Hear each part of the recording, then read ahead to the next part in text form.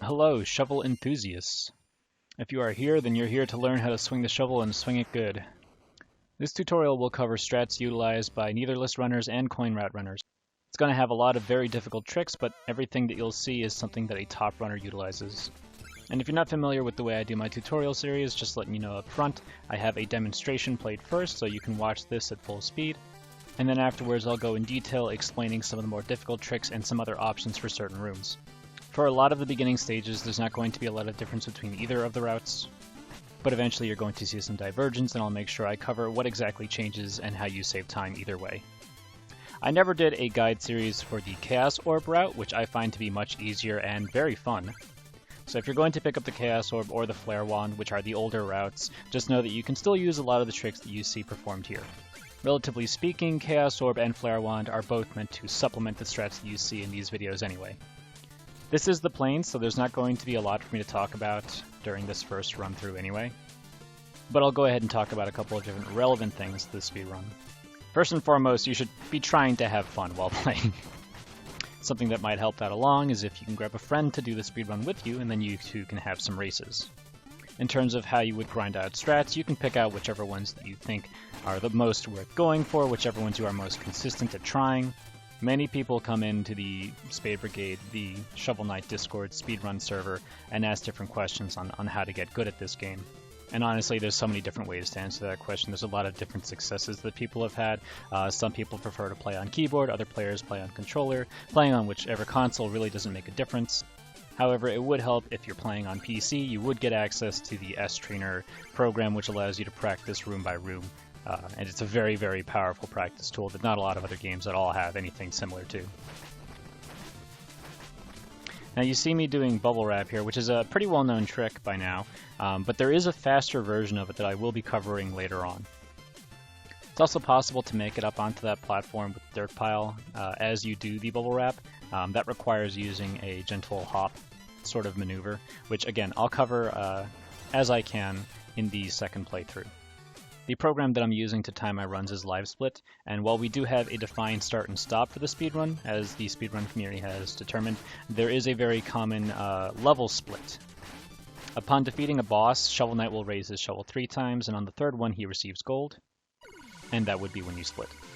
Now if you're playing with the PC version, you also have access to auto splits, which is a very convenient thing that you might want to consider using. I don't personally use it, although I have used it in the past. It's not a bad thing to use, honestly. Alright, let's talk a bit about control scheme real quick.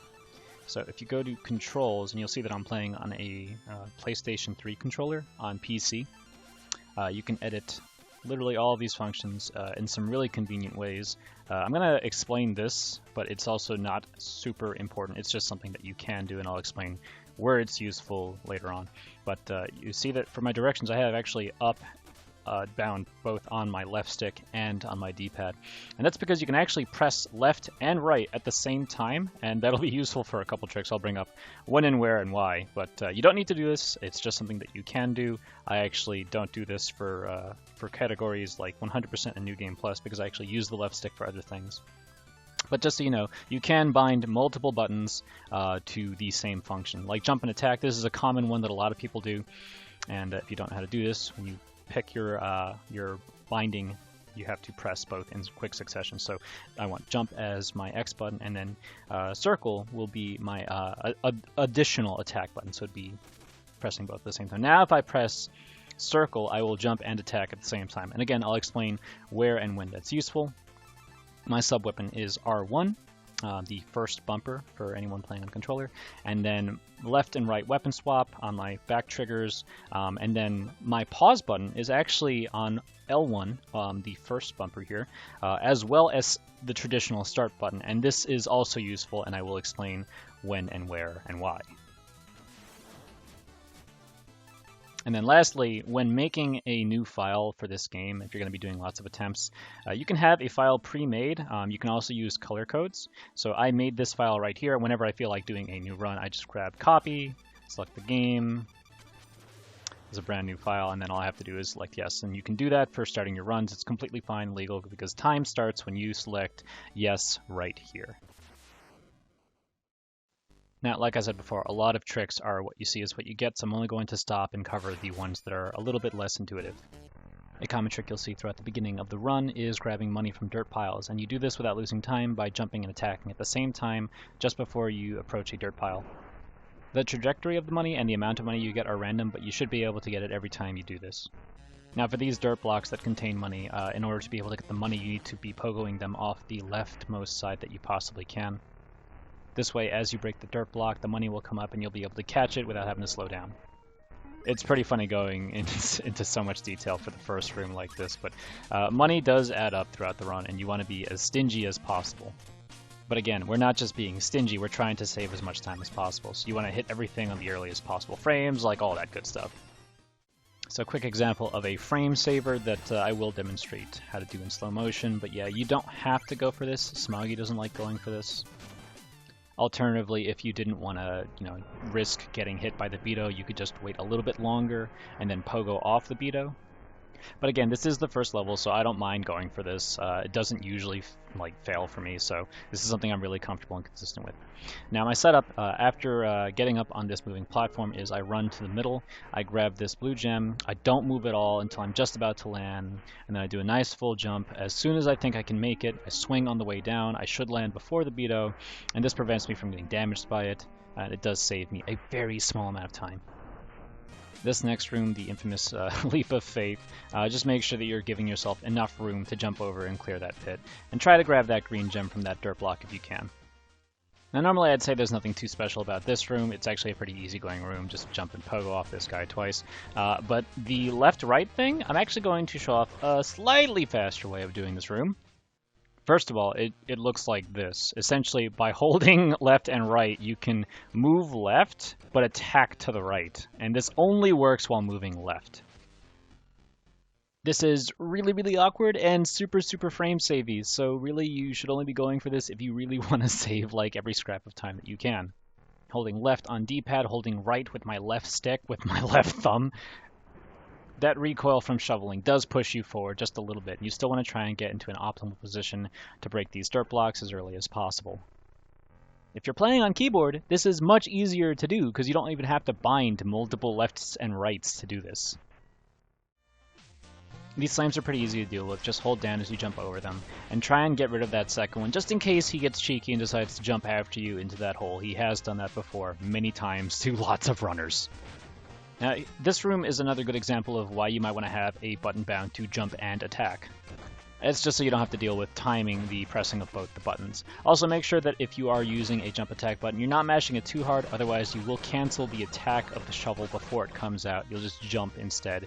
You won't get attacked, you won't get through this mountain. And now, in explaining bubble wrap, I'm first going to show the easier way of doing this, because I want to cover all the essentials first. The goal of the first part is to have the dragon move twice. You can do this in 2 pogos, but that's the harder part of this trick. Doing this in 3 pogos is pretty standard. After damage boosting, he's going to blow out the bubbles you'll need for the trick. Make sure you only pop the top right bubble. Then clear the rest of them out of your way and get into position. You're waiting for these bubbles to reach the same height as the foliage over Shovel Knight's head. Jump straight up and try not to move left until you've reached the apex of that jump. Your second pogo is going to be on the left side of the second bubble. This part can be tricky because you can't really see Shovel Knight, but after that just hold left and you should successfully get the bubble wrap. So here's your bubble wrap at full speed, trying to break this first brick as quickly as possible. Get down here, then 1, 2, 3, damage boost, pop the top right bubble, get the rest of them out of your way, wait for them to float up towards this little foliage, jump straight up, pogo, left side pogo, and then you should be able to bubble wrap.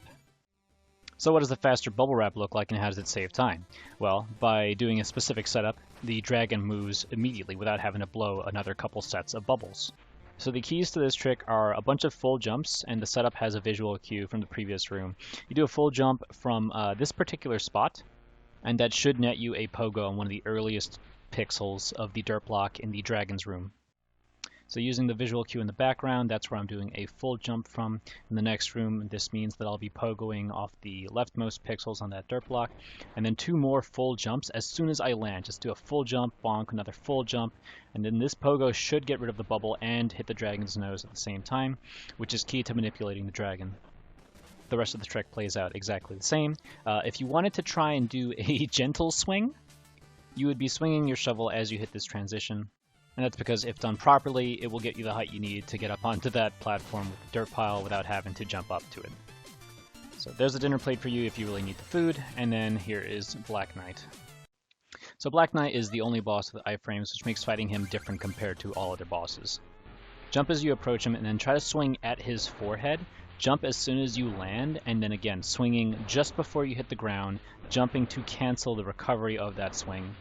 Keep moving forward and timing this. You're attempting to juggle him into the corner, and once you're in the corner, it's actually a lot easier to stay close to him, continue hitting him in his head.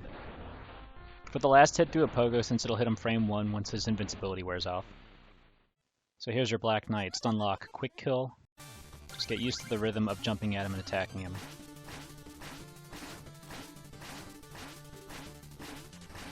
And then pogo to finish. Again, gold happens on the third, shovel raise.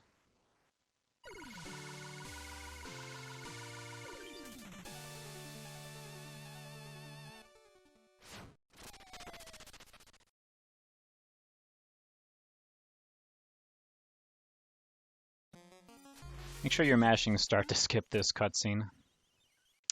And when you go to the village, this is why I have L1 as one of my start buttons, because when I go in here, I can just skip the text by tapping L1, holding left, and then jumping as soon as possible. Simple and easy to do by binding L1 to start. So that's it for Plains, and we'll see you next time with Pridemore Keep. Thanks for watching.